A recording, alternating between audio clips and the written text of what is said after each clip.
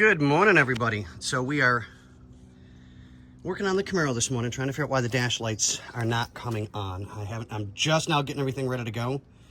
So I'm pulling all the stuff out. I'll do the handle real quick to get that done and taken care of.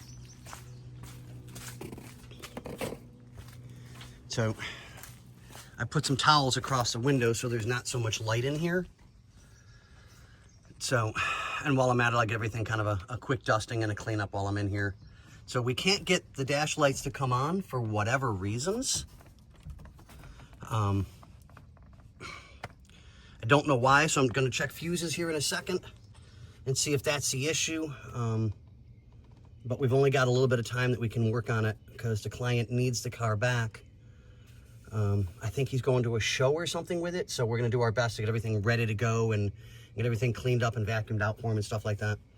So we have a list of what we need to do, and I'll make sure that that gets done and taken care of immediately. So we'll do all the nickel and dime stuff really, really quick, and I'll dedicate some time to finding out why the dash lights just do not come on. Yes, I know it's a rheostat for the headlights. I've had people throw that at me before. Well, did you? Yes, I did. I turned it. God, that's such a pretty door hinge. Love it. So we know we're all the way on. That's not an issue. So we'll double check everything to make sure that it's good. I'll check fuses. I'm probably just going to replace all the fuses to be on the safe side because you never know. I mean, we've already checked turn signals and stuff like that. Got that working. So, but yeah, short video, I guess. Just kind of to the point. Show everybody what we've got going on.